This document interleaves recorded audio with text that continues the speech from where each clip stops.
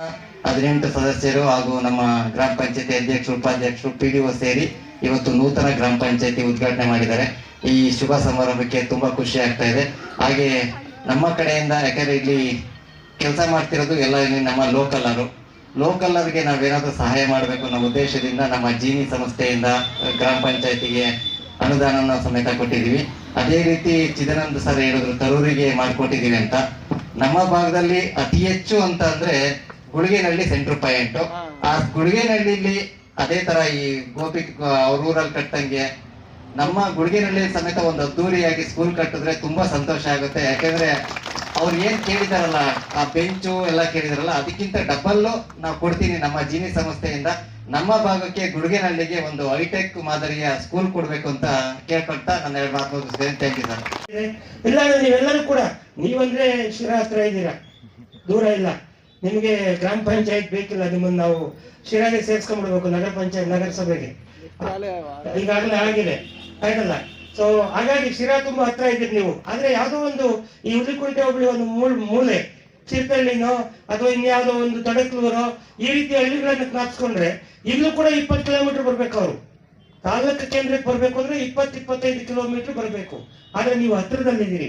ಹಾಗಾಗಿ ಬೇರೆ ಯಾವ ಪಂಚಾಯಿತಿ ಅಭಿವೃದ್ಧಿ ಆಗುತ್ತೋ ಬಿಡುತ್ತೋ ಗೊತ್ತಿಲ್ಲ, ನೀವು ಶಿರಾ ನಗರಕ್ಕೆ ಸರಿಸೀಟಿಯಾಗಿ ನೀವು ಅಭಿವೃದ್ಧಿ ಕೆಲಸಗಳನ್ನ ಮಾಡಬೇಕಾಗುತ್ತೆ. ಆ ದಿಕ್ಕಿನಲ್ಲಿ ಯೋಚನೆ ಮಾಡ್ಬೇಕಾಗತ್ತೆ. ಮುಂದುವರೆದು ಹೇಳೋದಾದ್ರೆ, ಈಗ ನಿಮಗೆ ಬರೋದು 15 ಫೈನಾನ್ಸ್ ಇನ್ನೊಂದು ಮತ್ತೊಂದರಲ್ಲಿ ಬಹಳ ಕಡಿಮೆ ಹಣ ಬರುತ್ತೆ. ಒಂದು ಇಡೀ ವರ್ಷ ಸೇರಿದ್ರು ಕೂಡ ಒಂದು 20-25 ಲಕ್ಷ ಬರುತ್ತಾ? ಒಂದು 20-25 ಲಕ್ಷ. ಅದು ನೀವು 18 ಜನ ಸದಸ್ಯರಿಗೆ ಹಂಚಿದ್ರೆ ಒಬ್ಬೊಬ್ಬರಿಗೆ 1 ಲಕ್ಷ ಕೂಡ ಬರೋದು ಕಡಿಮೆ.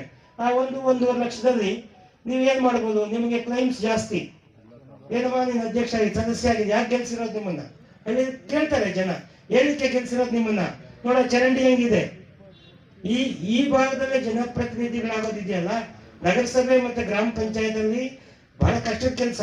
ನೇರವಾಗಿ ಹೋಗ್ಬಿಡ್ತಾರೆ, ಮನೆ ಹತ್ರ ಹೋಗ್ಬಿಟ್ಟು ಏನ್ ಮಾಡ್ತಾ ಇದ್ದೀರಿ ನೋಡಿ, ಎಷ್ಟು ದಿವಸ ಆಯ್ತು ಬೀದಿ ದೀಪ ಹೋಗಿ ಏನ್ ಮಾಡ್ತಾ ಇದ್ದೀರಿ? ಈ ರೀತಿ ಪ್ರಶ್ನೆ ಮಾಡೋ ಹಕ್ಕನ್ನ ಈ ಪ್ರಜಾಪ್ರಭುತ್ವ ವ್ಯವಸ್ಥೆಯಲ್ಲಿ ಜನರು ನಿಮಗೆ ಕೊಟ್ಟಿದ್ದಾರೆ, ಜನ ಅವ್ರು ಇಟ್ಕೊಂಡಿದ್ದಾರೆ. ಆ ಕಾರಣಕ್ಕಾಗಿ ಇದು ಒಂದು ಒಳ್ಳೆಯ ವ್ಯವಸ್ಥೆ, ನಮಗೆ ಅರಿವಿದೆ. ಈಗಾಗಲೇ ಕೇಂದ್ರ ಮತ್ತು ರಾಜ್ಯ ಸರ್ಕಾರಗಳು ಒಗ್ಗೂಡಿ ಸಾಕಷ್ಟು ಕೆಲಸಗಳನ್ನ ಮಾಡ್ತಾ ಇದೆ. ಇವತ್ತು ನರೇಗಾ ಬಗ್ಗೆ ನಾವು ಮಾತಾಡ್ತೀವಿ. ನರೇಗಾ ಕೇಂದ್ರ ಸರ್ಕಾರದ ಯೋಜನೆ. ನೇರವಾಗಿ ನರೇಗಾ ಏನ್ ಹಣ ಬರುತ್ತೆ ಅದರಲ್ಲಿ ನಿಮಗೆ ಎಷ್ಟು ಬೇಕಾದ್ರೂ ಉಪಯೋಗಿಸ್ಕೊಳ್ಳೋದಕ್ಕೆ ಅವಕಾಶ ಇದೆ. ಆದ್ರೆ ಅದು ಸದ್ಬಳಕೆ ಆಗ್ಬೇಕು.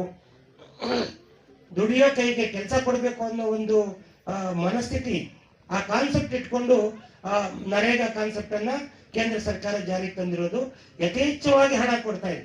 ನೀವು ಯಾವುದೇ ಒಂದು ಗ್ರಾಮ ಪಂಚಾಯತಿ ಕಟ್ಟಡ ಇರ್ಬೋದು, ಅಥವಾ ಶಾಲೆಗಳಿಗೆ ಬೇಕಾದಂತ ಕಾಂಪೌಂಡ್ ಇರ್ಬೋದು, ಅಥವಾ ಅಂಗನವಾಡಿ ಕೇಂದ್ರಗಳಿರ್ಬೋದು, ಈ ಎಲ್ಲ ಇದಕ್ಕೆ ಸಂಬಂಧಪಟ್ಟಂತೆ ನೀವು ನೇರವಾಗಿ ನಿರ್ಧಾರ ತಗೊಂಡು ನೀವು ಇಒ ಅವರನ್ನ ಸಂಪರ್ಕಿಸಿ ಅದಕ್ಕೆ ಬೇಕಾದಂತ ಮಂಜೂರಾತಿಯನ್ನು ತಗೊಂಡು ಕೆಲಸ ಮಾಡೋದಕ್ಕೆ ಅವಕಾಶ ಇರುತ್ತೆ. ನೋಡಿರ್ಲಿಲ್ಲ ಆ ಪಬ್ಲಿಕ್ ಟಿವಿನಲ್ಲಿ ನ್ಯೂಸ್ ಮಧ್ಯೆ ಅಡ್ವರ್ಟೈಸ್ಮೆಂಟ್ ಅಲ್ಲಿ ಬರೋರು.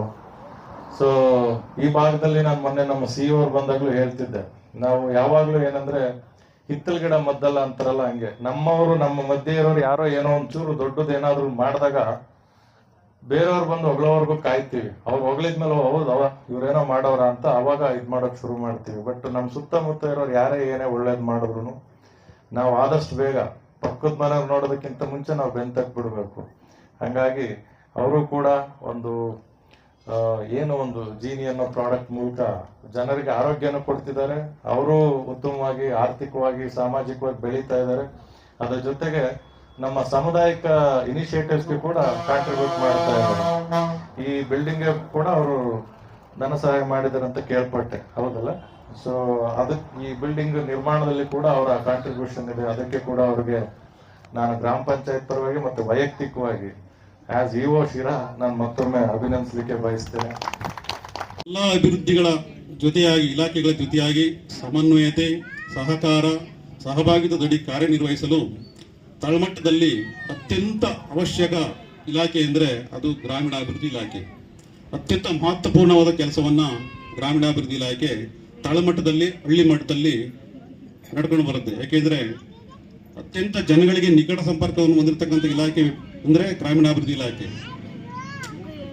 ಗ್ರಾಮೀಣ ಜನರನ್ನ ಭರಮುಕ್ತ, ಸಾಲಮುಕ್ತ, ವ್ಯಸನ ಮುಕ್ತ, ವ್ಯಾಜ್ಯ ಮುಕ್ತ, ತ್ಯಾಜ್ಯ ಮುಕ್ತ, ಕಾಯಿಲೆ ಮುಕ್ತ ಮಾಡುವಲ್ಲಿ ಗುರುತರವಾದ ದೂರದೃಷ್ಟಿಯಿಂದ ಸಂವೇದನಾಶೀಲ ಇಲಾಖೆಯಾಗಿ ಗ್ರಾಮೀಣ ಜನತೆಗೆ ಹತ್ತಿರವಾಗಿ ಸ್ಪಂದನೆ ನೀಡಲು ಒಂದು ಸುಸಜ್ಜಿತ ಕಟ್ಟಡ ಅತ್ಯಗತ್ಯ. ಈ ನಿಟ್ಟಿನಲ್ಲಿ ಪ್ರಜಾಪ್ರಭುತ್ವದ ಮೂಲ ಬೇರಾದ ಗ್ರಾಮ ಪಂಚಾಯಿತಿಗಳು ಹಳ್ಳಿಯ ಸಂಸತ್ತನ್ನ ಪ್ರತಿನಿಧಿಸುತ್ತವೆ. ಜನರ ಸಹಭಾಗಿತ್ವದ ಅಭಿವೃದ್ಧಿ ಯೋಜನೆಗಳನ್ನು ಯೋಜಿಸಿ, ರೂಪಿಸಿ, ಅನುಷ್ಠಾನಿಸಿ, ನಿರ್ವಹಣೆ ಮಾಡುವಲ್ಲಿ ಪ್ರಮುಖ ಪಾತ್ರ ವಹಿಸುತ್ತವೆ. ಸೊ ಈ ಹಿನ್ನೆಲೆಯಲ್ಲಿ ಇಂದು ಮಾಗೋಡು ಗ್ರಾಮ ಪಂಚಾಯತ್ ಕಟ್ಟಡ ಗಣ್ಯರಿಂದ ಲೋಕಾರ್ಪಣೆಗೊಂಡಿದೆ.